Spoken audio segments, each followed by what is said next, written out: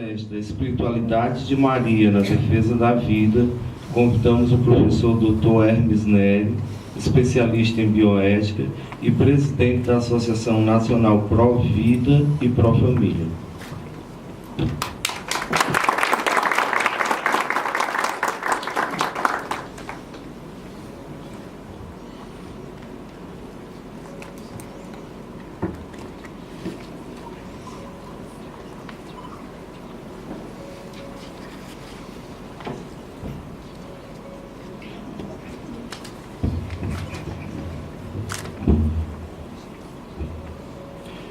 Gostaria antes de mais nada, antes da minha exposição, fazer aqui um agradecimento muito especial pelo convite feito pelo casal Antônio Augusto, pela dona Rita de Sá Freire, que para mim me honra muito, é muito tocante e neste ano, para nós, é um ano muito especial, fazer parte de um momento como esse. Eu quero lembrar que dois lugares que me tocaram assim tão profundamente, assim, pessoalmente, foi o dia que estive na Cova da Iria, em Fátima, em 2006. Naquela tarde houve uma celebração e realmente senti que havia ali algo muito especial naquele local. E também em 2015, no santuário da Irmã Faustina, lá na Polônia, estávamos visitando o santuário, aí havia um jardim. Eu entrei no jardim, coisa mais linda que espaço ali, tem uma imagem de São Miguel Arcanjo, e eu senti assim algo muito especial naquele momento. Então eu quero dizer que essa semana tive a grata satisfação de receber duas medalhas. Uma, a medalha patriótica agora essa semana na Câmara dos Deputados, mas mais ainda fiquei muito emocionado, muito feliz de receber essa medalha entregue pela dona Rita de Sá Freire, que realmente é de Nossa Senhora de Fátima, que eu quero apresentar a vocês. Vou guardar com muito carinho, com muita alegria. E o nosso trabalho há muitos anos na dimensão fé e política foi muito significativo receber essas na mesma semana, a patriótica e a de Nossa Senhora de Fátima, no ano do seu centenário. Feito essas considerações iniciais, eu quero dizer também que fico muito feliz de estar aqui com o Dom Bertrand, Sua Alteza Imperial Real do Brasil, com quem já em outras ocasiões estivemos. Eu sempre aprendo muito, principalmente pelo exemplo de vida, pela coerência de vida, pela fidelidade à sã doutrina católica, pelo seu patriotismo, e temos uma viva esperança de que nós teremos a restauração da monarquia nesse país. E pode ter certeza, Dom Bertrand, que todo o seu apostolado será sempre frutífero para as futuras gerações, para esta e para as futuras gerações. Feito isso, vou para as nossas considerações, então, iniciais. Louvado seja nosso Senhor Jesus Cristo. Quero começar aqui essa exposição lembrando uma frase de Santo Agostinho, que diz assim: quem sabe bem rezar, sabe também viver bem. Caríssimos amigos, com alegria retorno a Brasília para um encontro muito especial, a convite do casal Antônio Augusto e dona Rita de Sá Freire, autora de um belíssimo livro que eu recebi de presente na minha chegada a Brasília, Tradição, Fé e Lealdade, Histórias para Damas e Cavaleiros do Amanhã, Petrus Editora, a qual agradeço desde já a oportunidade de estar com vocês nesse momento de oração, de reflexão, em que nós, católicos, celebramos o primeiro centenário da aparição de Nossa Senhora aos 3 pastorinhos em Fátima.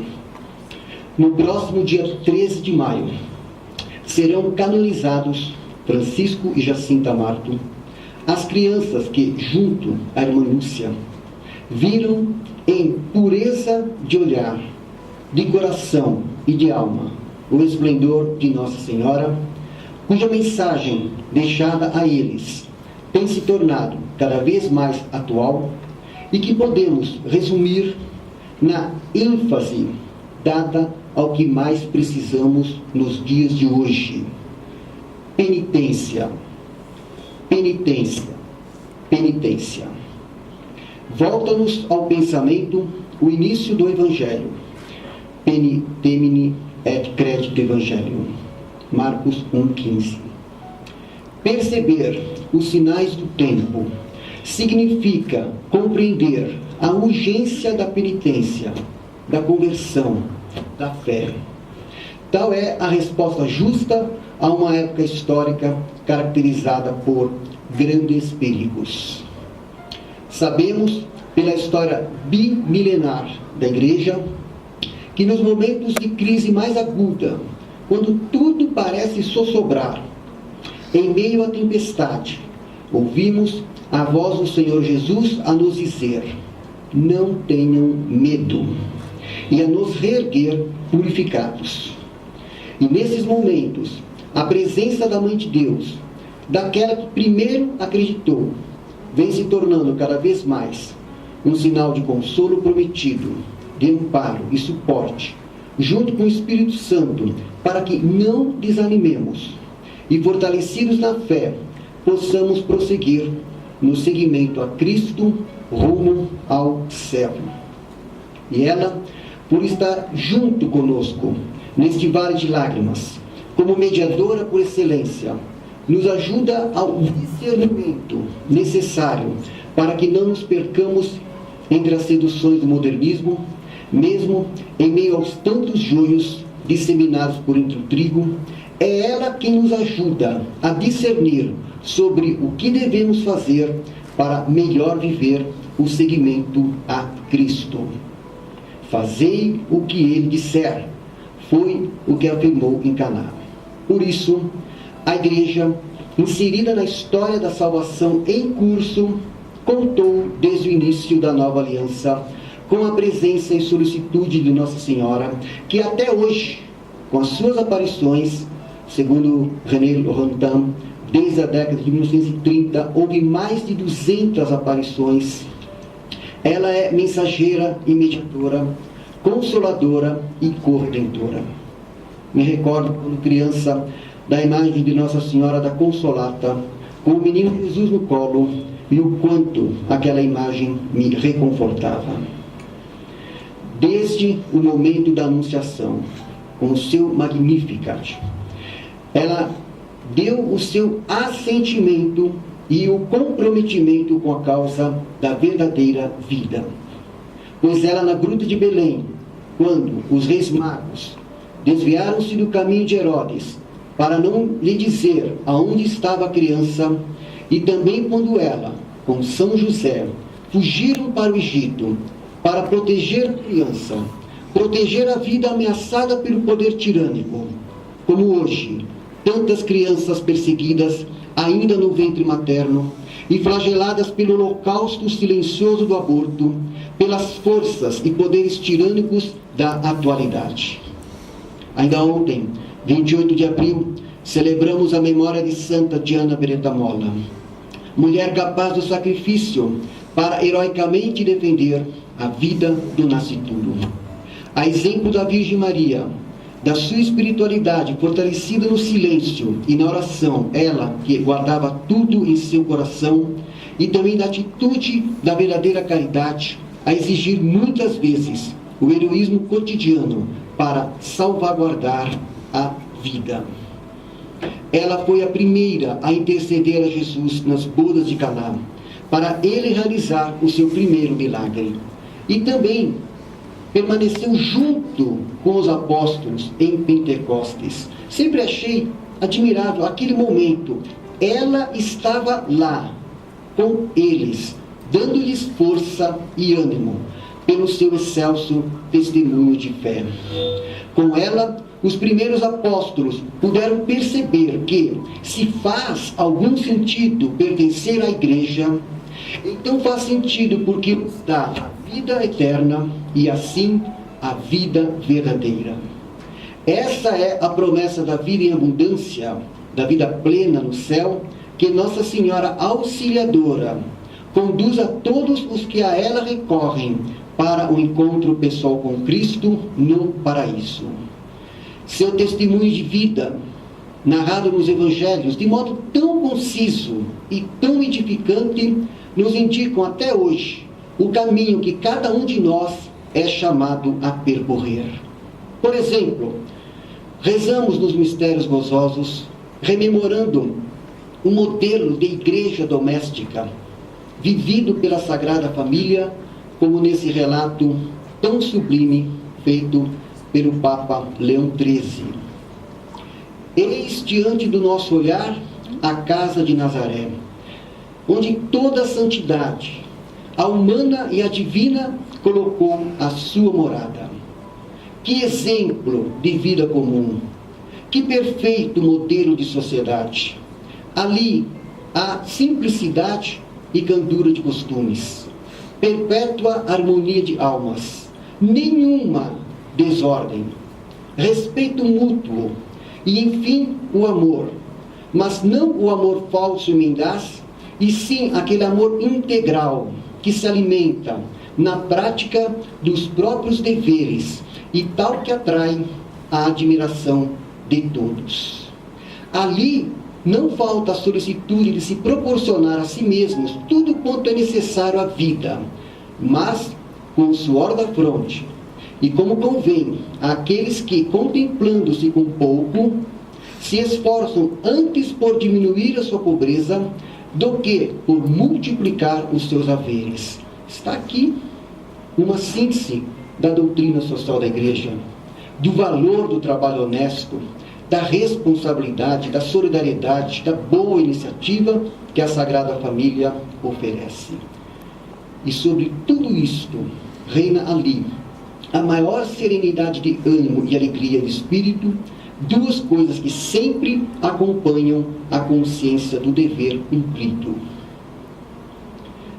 Não há nesse retrato de Leão XIII nada de idealizado, mas o modelo a que todo cristão, especialmente todo casal cristão, deve aspirar para viver o Evangelho da vida. E da ontem eu vi aqui no casal, entregando um convite de casamento para Dom Bertrand, que esse modelo seja a referência, que não é um modelo idealizado. É esse modelo que todos nós cristãos, especialmente todo casal cristão, me recordo aqui também do querido amigo João Carlos, 40 anos de matrimônio celebrado agora este ano, e que nesses dias estará celebrando em Fátima. Você e a Marília, que Deus sempre os abençoe, porque são testemunhos como o seu e Marília, que reforçam o que o Papa Leão XIII diz aqui, nessa descrição da Sagrada Família. E nas tantas aparições de Nossa Senhora, nos últimos 100 anos, intensifica-se a sua presença, devido a tantos perigos que ameaçam a dignidade, a sacralidade e o valor da vida humana, afetando a família e toda a igreja. Daí a sua amorosa presença de mãe, consolata. E nesse sentido, Leandro, à luz da mensagem de Fátima, gostaria de começar essa exposição falando de uma passagem do Evangelho muito significativa: a perda do filho e o seu reencontro entre os doutores da lei. Foi Nossa Senhora quem tomou a iniciativa de, junto a São José, voltar à cidade. E passaram 3 dias em busca do filho de 12 anos. É sempre ela que, na misteriosa perda do filho, o procura com ansiosa solicitude e o reencontra com alegria imensa. Como na parábola do pródigo, Jesus fala dessa alegria imensa do reencontro do que estava perdido com o filho, o reencontro com o filho. Esses 3 dias, como ressalta Bento XVI, em Jesus de Nazaré, volume 2, são dias de sofrimento por causa da ausência de Jesus. Dias de uma escuridão cuja gravidade se sente nas palavras da mãe: meu filho, por que agiste assim conosco? Aquele mesmo templo, aonde o menino estava, com toda graça e sabedoria, seria derruído no ano 70, em meio a uma guerra civil entre correntes judaicas, sob a guia dos seus líderes. Portanto, em meio a dissensões internas e também porque havia ocorrido a profanação helenística do templo.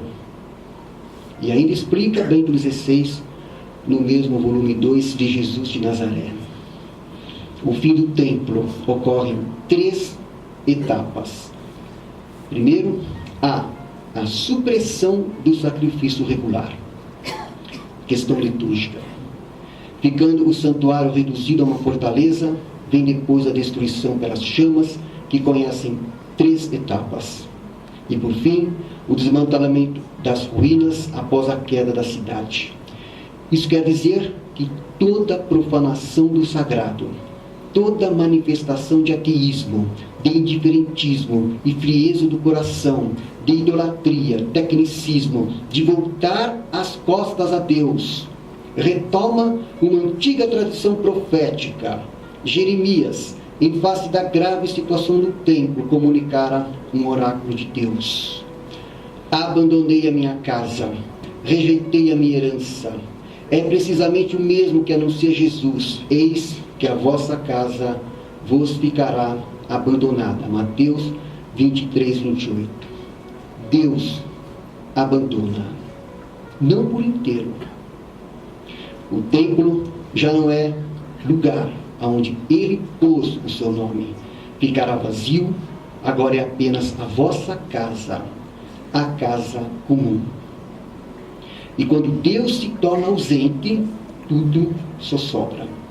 Daí a angústia de Nossa Senhora, junto a São José, da perda do filho, da sua ausência, e da alegria de tê-lo reencontrado no templo, associando assim, antecipadamente, a Eucaristia com a sua presença real, expressão mais profunda do sagrado.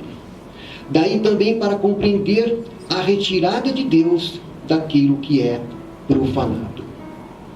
Em Mateus, diz Bento XVI, depois da afirmação sobre a casa abandonada, expressão essa que ainda não anuncia diretamente a destruição do templo, mas certamente o seu fim intrínseco, a cessação do seu significado como lugar de encontro entre Deus e o homem, segue-se imediatamente o grande discurso escatológico de Jesus.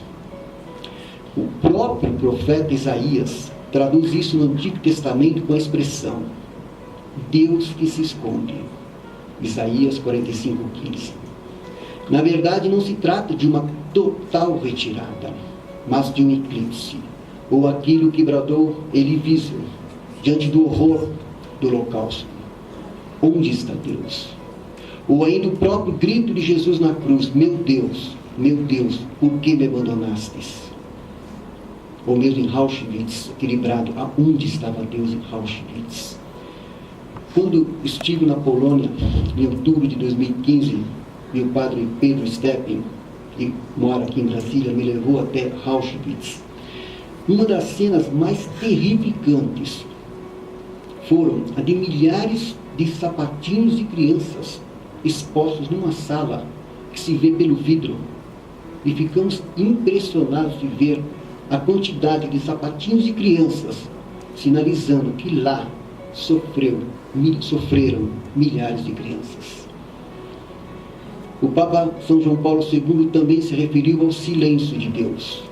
Na audiência geral de 11 de dezembro de 2002, explicando, na verdade, essa sensação de abandono e solidão existencial que tem a sua origem no fato de terem abandonado Deus.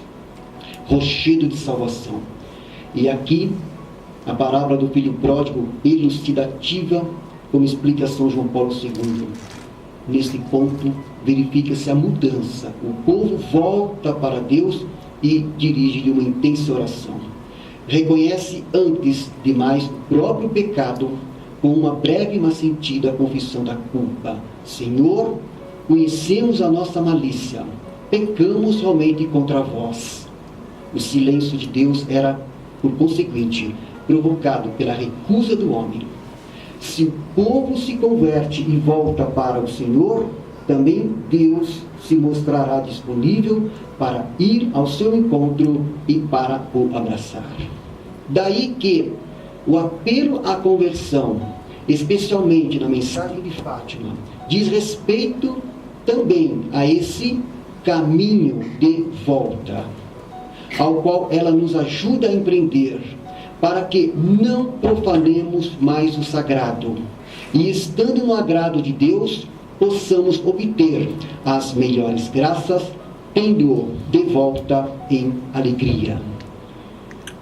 Olha que teu pai e eu aflitos te procurávamos.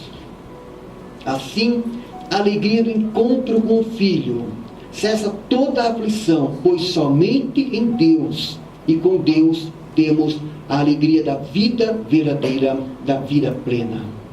Não é assim que nos sentimos, muitas vezes, enquanto católicos, quando a compreensão do cristianismo foi se perdendo na sociedade de cultura imanentista, plural e relativista, em que não há mais o ambiente geral cristão e tantas vezes nos sentimos aflitos em busca de Jesus, e essa busca nos conduz ao templo, onde Ele está com toda a sabedoria.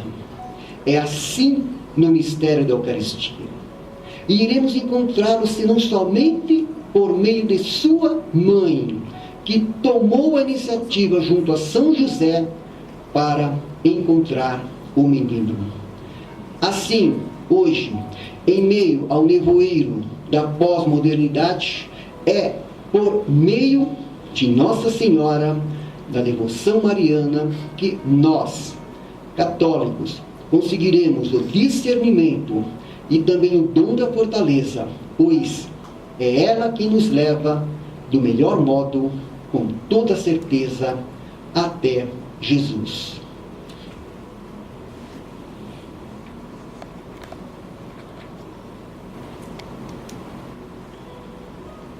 Chama atenção na mensagem de Fátima a ênfase ao apelo pela conversão, a esse caminho de volta. E a indicação 3 vezes a penitência. Etimologicamente, penitente vem do francês peine, do latim pena, do grego poné, punição, penalidade, pagamento por uma infração, por uma dívida. Não há como fugir disso. Daí a inevitabilidade da purificação. Vivemos numa época em que se debilitou a compreensão do que seja pecado, dos seus danos e do sentido da própria salvação, que todos nós necessitamos, pela graça de Deus, para alcançarmos a glória da vida eterna.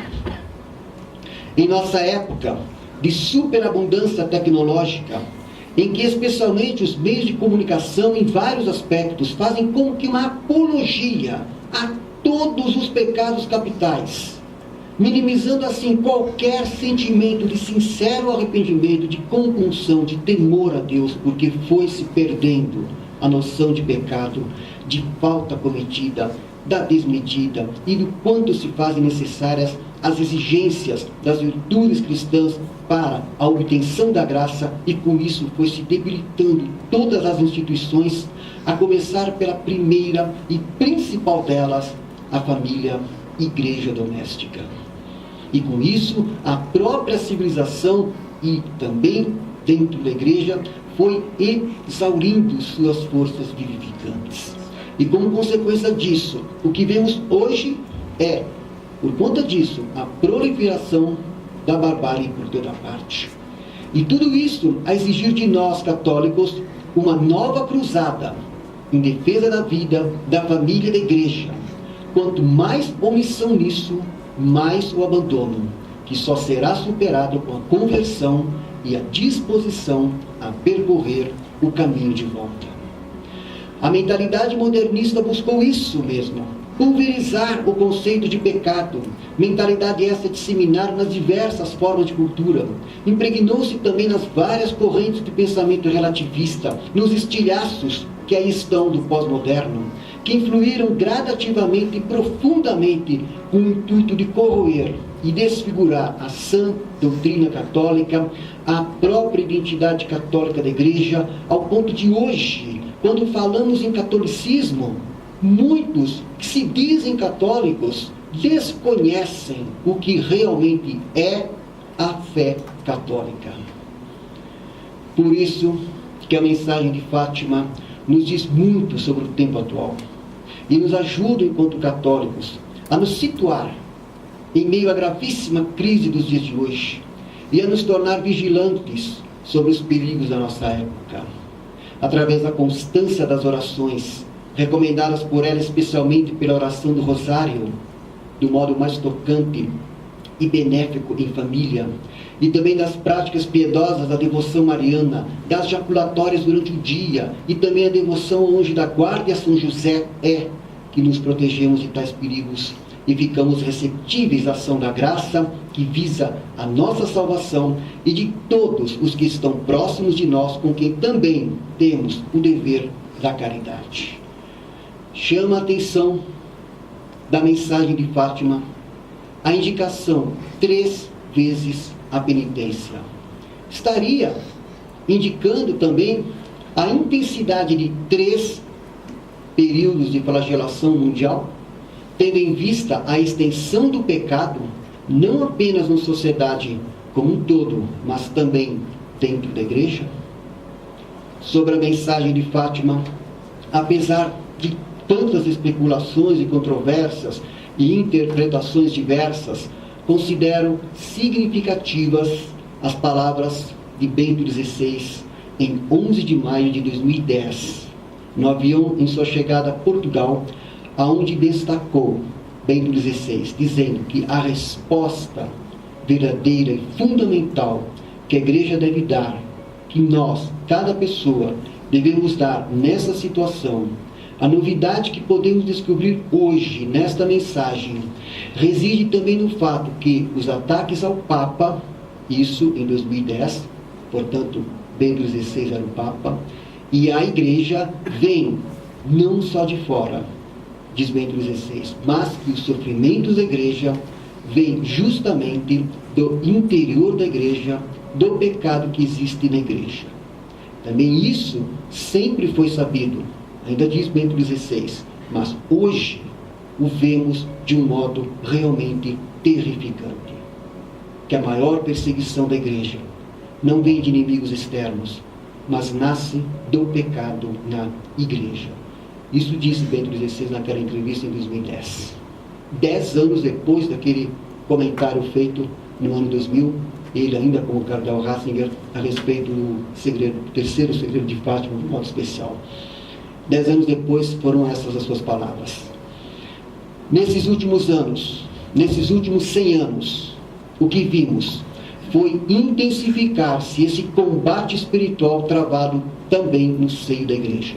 Entre as diversas correntes de pensamento, ecumenismo, teologia da libertação, protestantização da Igreja, ecologismo, etc., que passaram a influir em vários movimentos no interior da Igreja, o movimento bíblico, o movimento liturgicista, o movimento filosófico e teológico, o movimento ecumênico, como também o professor Roberto Mattei trata no seu livro sobre o Concílio Vaticano II, falando de como esses movimentos agiram no interior da Igreja ao longo do século XX. E uma tensão cada vez mais aguda entre todos esses movimentos e uma batalha cada vez maior para buscar, salvaguardar a sã doutrina católica desses perigos e seduções e equívocos tantos. Batalha cada vez mais difícil, porque também semântica, porque o que antes era dito com inteira clareza, hoje muitos dos que ocupam postos de decisão e até autoridade no ensino, principalmente nas universidades católicas, ditas católicas, se notabilizam muitas vezes por aparências de evangelização, com conteúdos eivados de ambiguidade e relativismo, muitos com hermenêuticas que parecem defender uma outra igreja que não aquela fundada por nosso Senhor Jesus Cristo, na rocha inconfusa da sã doutrina católica. É certo, como diz o Catecismo da Igreja Católica, que a consumação da Igreja, e através dela a do mundo na glória, não acontecerá sem grandes provações. Vivemos, portanto, em nosso tempo, um período de grandes provações da fé. Por isso, Bento XVI instituiu o Ano da Fé, 2012, 2013, e por isso recorremos em oração a Nossa Senhora para nos auxiliar no discernimento. Eu tenho conversado, doutor, com muitos jovens que nos procuram, os problemas do dia a dia, da sociedade, da igreja, e eu percebo a falta, eles querem saber como discernir tudo que está acontecendo hoje. Por isso, a questão da mensagem de Fátima, da oração, e a questão agora que eu quero ir para o encerramento da minha exposição, sobre a questão do rosário e a questão da devoção mariana, que é muito importante para esse discernimento, que é ela que nos ajuda nesse discernimento enquanto católicos. E por isso recorremos de oração a Nossa Senhora para nos auxiliar no discernimento e nos oferecer o dom da fortaleza para vicejar a nossa fé católica, sabendo da intensidade do combate espiritual, a nos interpelar: de que lado estamos? Essa pergunta, de que lado estamos, lembra muito aquilo que está no Deuteronômio, que é um leitmotiv da nossa atuação. Escolhe, pois, a vida. Então, já está lá no Deuteronômio essa questão de que lado estamos. Rezamos no credo: creio na Santa Igreja Católica Apostólica Romana, e sabemos pela fé que o Senhor Jesus dotou a sua comunidade de uma estrutura que permanecerá até a plena consumação do reino, diz o Catecismo da Igreja Católica. Enquanto São Pio X foi contundente em rechaçar o modernismo, aspas, síntese de todas as heresias, fecha aspas, falta hoje, com mais vigor, que os católicos recobrem a coragem para denunciar os inimigos declarados e dissimulados da Igreja. Também os que vêm justamente do interior da Igreja, como Bento XVI fez menção na sua mensagem em 2010. E só será possível um posicionamento claro nesse campo de batalha em defesa da vida, da família e da Igreja, com a nossa sã doutrina católica nos passos de Maria. Em Jesus de Nazaré, Bento XVI escreveu que estamos todos, na realidade, presos pelas potências que de um modo anônimo nos manipulam. O mesmo dissera Woodrow Wilson há quase 100 anos, quando se referiu à existência em algum lugar de um poder tão organizado, tão sutil, tão atento, tão interligado, tão completo, tão disseminado, que trabalha nas sombras, com uma tal eficácia de causar assombro. Há mais de um século, instituições financeiras juntaram volumosas somas de riqueza material, beneficiadas por omissões e brechas nas legislações e toda espécie de astúcia, até formarem um bloco de vasto poder, agindo como um povo de 1000 tentáculos que a tudo abarca e manipula e impõe as mais estranhas ideologias do mal, alcançando capilarmente toda a sociedade, inclusive a Igreja. As novas ideologias, marxismo, comunismo, hiperliberalismo, feminismo radical, etc., que tomaram força em sentido contrário ao cristianismo, também se inseriram de formas e graus diversos no seio da Igreja. Com táticas gramscianas, provocando em muitos meios e movimentos a dissociação da caridade e da verdade, e, por consequência, a hesitação da fé. Todas essas forças sintetizadas na heresia modernista, condenadas inequivocamente por São Pio X no início do século XX, atuam hoje de modo mais intenso num processo de desconstrução e desmonte civilizacional. com a omissão e a conivência de muitos, também dentro da igreja, as estruturas de pecado ampliaram-se de tal forma que hoje tem sido cada vez mais difícil defender a sã doutrina. Em passado glorioso, os homens da igreja resistiram em altos graus de heroicidade, tendo os papas como baluartes na defesa do tesouro da fé. São Pio X, já citado, foi um dos santos mais heróicos nessa batalha espiritual, pois os santos, nas horas graves da igreja, sinalizam a continuidade apostólica e sabem que defender a verdade significa lutar por ela. Como salientou Bento XVI na homilia inaugural de seu pontificado em 24 de abril de 2005, disse ele: amar é estar pronto para sofrer. Neste mundo, o sofrimento é o preço por resistir ao mal. É o que pedimos a nosso Senhor Jesus Cristo, rezando no Pai Nosso: livrai-nos do mal. Por isso, a igreja tem de ser força de resistência. E como pede o apóstolo São Paulo, prega a palavra, insiste, quer agrade, quer desagrade, repreende, adverte, exorta com toda paciência e doutrina. Como vemos diante de nossos olhos, os erros da Rússia, advertidos por Fátima, não foram erradicados. Antes, se estenderam e os seus efeitos de corrosão aí estão, com mais força ainda.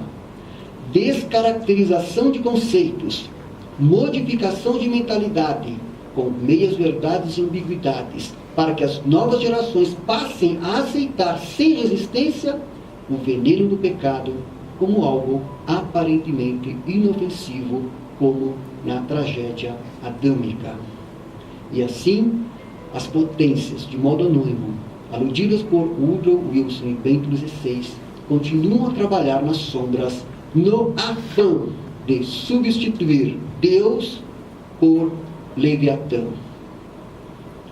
Quando se pensa que a igreja deveria ser uma imitação do Estado, como quer muitos regimes totalitários, que instrumentalizam a igreja para esses fins, não se compreende a essência da própria igreja.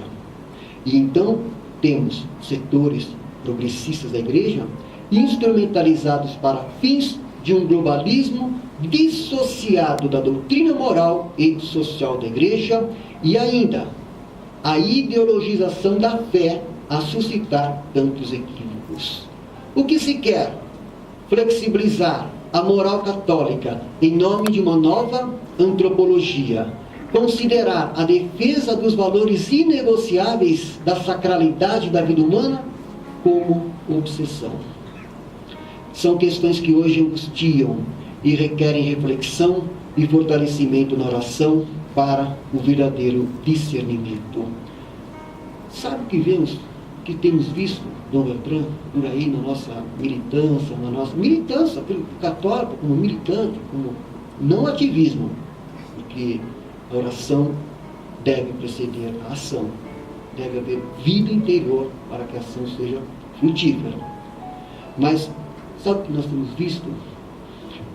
Temos visto esta realidade: padres e bispos, também leigos, dispostos a defender a sã doutrina católica, doutrina de sempre, a doutrina ensinada por nosso Senhor Jesus Cristo, que atravessou séculos, 20 séculos, a doutrina de sempre. Padres e bispos e também leigos padecem o martírio cotidiano das retaliações, perseguições, coações, diversos tipos de pressões, para que muitas vezes, em certas circunstâncias, ninguém fale nada e todos aceitem ressignificações do conteúdo católico.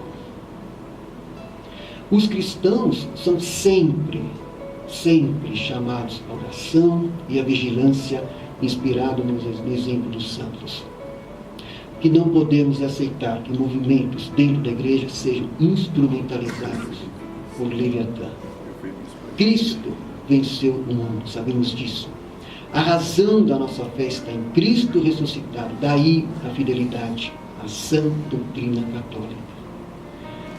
Leão XIII, bom, essa exposição acabei fazendo menção a 3 papas. Papa Leão XIII, inclusive a princesa Isabel se correspondia com Leão XIII, recebeu dele a Rosa de Ouro.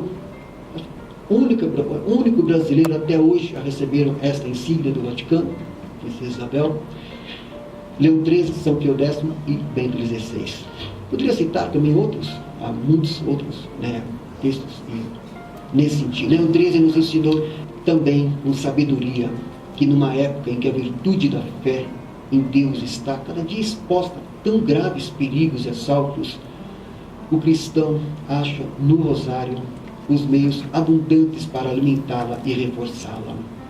E então, para encerrar essa nossa exposição, cabe lembrar ainda parte do que escrevi em 2011, com algum acréscimo aqui, quando fizemos o pedido de abertura da beatificação da princesa Isabel, destacando: foi o Papa Pio V que instituiu em 1573 a festa de Nossa Senhora do Rosário da Vitória para celebrar o êxito dos cristãos na Batalha de Lepanto, 1571, no combate ao islamismo. Desde então, a devoção do Rosário cresceu até os dias de hoje, exercendo uma força misteriosa nos destinos dos países cristãos, especialmente na luta contra as forças hostis à cristandade. Ainda hoje, para nós católicos, é significativa a assinatura da Lei Áurea, no dia 13 de maio, quase 30 anos antes, no mesmo dia da aparição de Nossa Senhora de Fátima, oferecendo o rosário como arma contra os inimigos da Igreja. Segundo o Papa Pio V, a vitória em Lepanto teria se dado graças à intercessão da Virgem Maria, em resposta aos rosários a ela oferecidos, e Gregório XIII, seu sucessor, mudou o nome da festa para Nossa Senhora do Rosário, reforçando o rosário como arma da vitória. A devoção ao rosário, sempre extremamente popular, foi muito difundida e aceita pelos escravos no Brasil, e foi esta devoção que exerceu grande influência através da atuação das Irmandades Católicas no movimento abolicionista. Por isso, não tenho a menor dúvida sobre a eficácia da oração, especialmente a do rosário, para o fortalecimento da fé católica no enfrentamento dos tantos perigos que hoje afetam a Igreja. Daí o sentido da penitência, indicada 3 vezes na mensagem de Fátima. Assim tem sido ao longo da história, desde o maior de todos os exemplos, que é o de nosso Senhor Jesus Cristo, que nos ensinou a rezar o Pai Nosso, dizendo: perdoai as nossas dívidas, assim como perdoamos aos nossos devedores, pois que a penitência requer o pagamento das dívidas, das faltas cometidas. Daí o castigo para os impenitentes. Daí o apelo à conversão. Ainda, recordando Leão XIII sobre o sentido e o valor da oração, a primeira condição é claramente posta em evidência pelas amorosas instâncias de Cristo: pedi, procurai, batei. Instâncias que pintam Deus como o mais terno dos pais, o qual quer, sim, acolher os desejos de seus filhos, mas também se alegra de sentir-se por eles longamente rogado, antes como que cansado pelas súplicas deles, para ligar sempre mais estreitamente a si os seus corações. Além disso, é digno de menção, e esse propósito que escreve o Aquinápio: é impossível que não sejam escutadas as orações de muitos juntos, quando não formam senão uma só oração.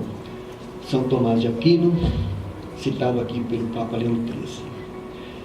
Por isso, gostaria de, nesse momento, encerrar esta minha exposição, convidando a cada um que aqui está, para ser uma só assembleia em oração, pedindo a graça da conversão, o bem e a salvação das nossas famílias, também a conversão do Brasil no momento de grave crise econômica, cultural, política e moral em que vive, suplicando a Nossa Senhora o caminho de volta, para sermos a nação católica neste país continental do Cristo Redentor. E então, eu gostaria de pedir a todos aqui da Assembleia, nesse encerramento da exposição, rezemos aquela oração que reconhece Nossa Senhora, Rainha do Céu. Salve, Rainha, Mãe de Misericórdia, vida, doçura e esperança nossa, salve. A vós bradamos os degredados filhos de Eva, a vós suspiramos, gemendo e chorando neste vale de lágrimas. Eia, pois, advogada nossa, esses vossos olhos misericordiosos a nós volvei, e depois deste desterro, mostrai-nos Jesus, bendito é o fruto do vosso ventre, ó clemente, ó piedosa, ó doce sempre Virgem Maria. Rogai por nós, Santa Mãe de Deus, para que sejamos dignos das promessas de Cristo. Amém. Gostaria muito de agradecer mais uma vez ao convite feito e exortar a dona Rita de Sá Freire, ao seu esposo e a todos que organizaram esse evento, querido amigo João Carlos, que também é presidente de nossa associação importante aqui em Brasília, de cristãos, empresários, e tantos os demais, exortar a perseverança. Nós cristãos somos movidos pelas virtudes teologais, fé, esperança e caridade. Não tem sentido ver o jovem, muitas vezes nas redes sociais, desesperado pela situação do Brasil. Não, nós temos que ser animados pela esperança. E, nesse sentido, com oração e com ação consciente, fazer esse trabalho para que esse país continental possa redescobrir os tesouros da fé e da sua missão, que é a missão evangelizadora. Então, nesse sentido, eu peço que haja perseverança, que vocês realmente prossigam com essa missão, ao qual a gente se sente grato de fazer parte. E é nesse sentido, então, que eu peço e faço essa exortação da perseverança, porque sabemos no que cremos, em quem cremos, o que defendemos e quem nos defende, e sabemos que nosso Senhor Jesus Cristo é nosso Senhor, é nosso Salvador e nosso juiz. Muito obrigado, que Deus os abençoe sempre com a família.